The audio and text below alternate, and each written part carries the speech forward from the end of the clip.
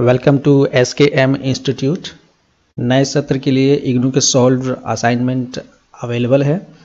आप इस WhatsApp number पर कांटेक्ट कर सकते हैं सॉल्व असाइनमेंट्स के लिए, या आप डिस्क्रिप्शन में जो लिंक दिया गया है, चैट लिंक है, आप वहां से डायरेक्ट चैट कर सकते हैं। IAS फाउंडेशन प्रोग्राम के तहत जो इग्नू के स्टूडेंट्स हैं, BA विषय से संबंधित जो क्लासेस लिया गया था टीचमेंट ऐप पर, उन क्लासेस को मैं एडिट करके 1 बाय 1 यूट्यूब पर अपलोड कर रहा हूं, ताकि जो अदर स्टूडेंट्स हैं इग्नू के, वे इसका फ़ायदा ले सकें।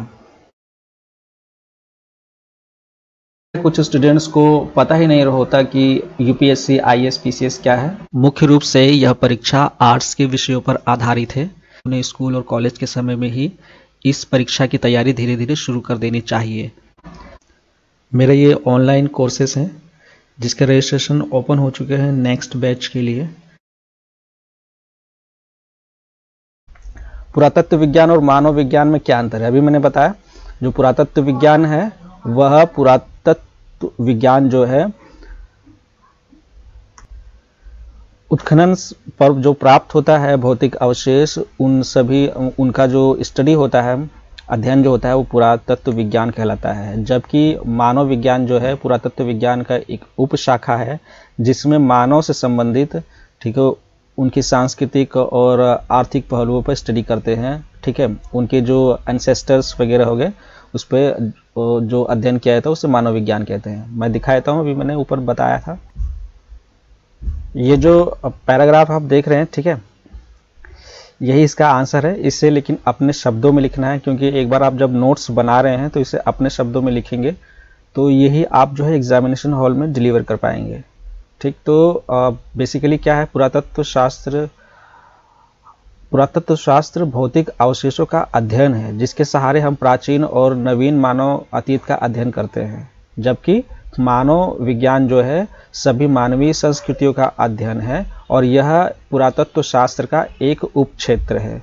तो इस तरह से मैंने अभी जो डेमो दिया है, इस तरह से आप लोगों को जो है अपने जो लेखन क्षमता है उसे विकसित करना ही पड़ेगा, तभी जो है आप एक आगे जा करके एक अच्छा आंसर तैयार कर पाएंगे।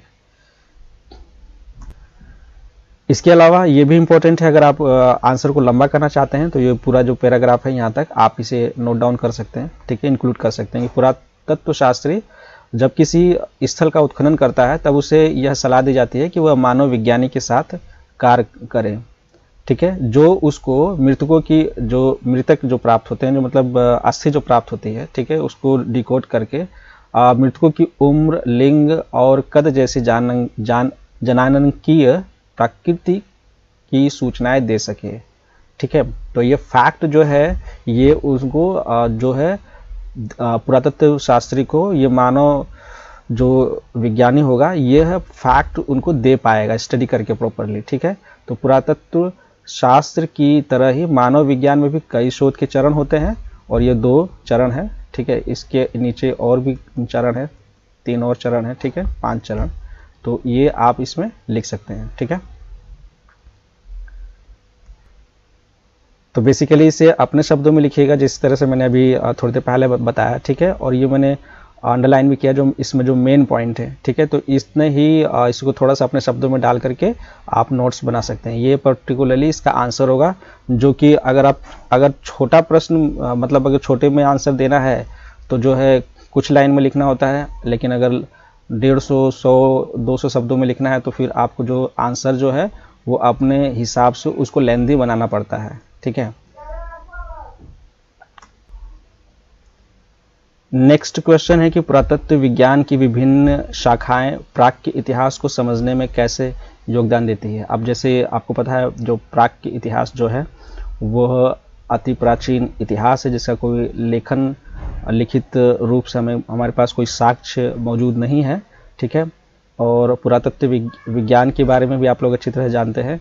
ठीक है, तो इसमें जो है विभिन्न शाखाएं हमें प्राच्य इतिहास को समझने में कैसे योगदान देती हैं, इसका आंसर हमें देना है अपने शब्दों में। ठीक है, इस प्रश्न का उत्तर आप इस प्रकार दे सकते हैं कि पुरातत्व विज्ञान की विभिन्न शाखाएं प्राच्य इतिहास को समझने में महत्वपूर्ण भूमिकाएं निभाती है।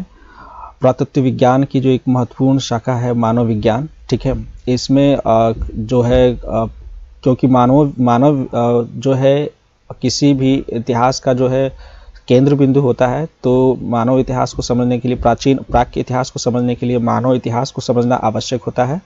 इसलिए जो पुरातत्व विज्ञान की जो मुख्य उपशाखा है मानव विज्ञान, ये एक महत्वपूर्ण भूमिका निभाती है।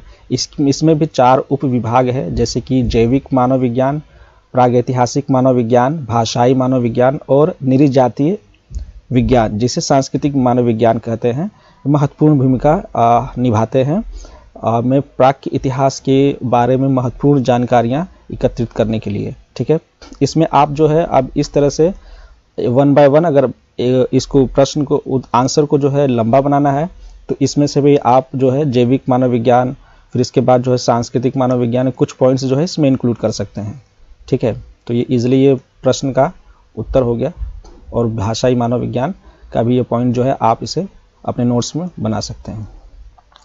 So this is the end of this block 1 chapter 1, ठीक है। तो चैप्टर 1 जो है इस ब्लॉक का खत्म हुआ।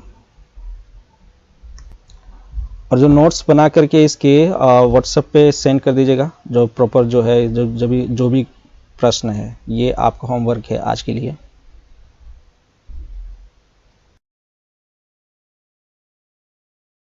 Thank you very much.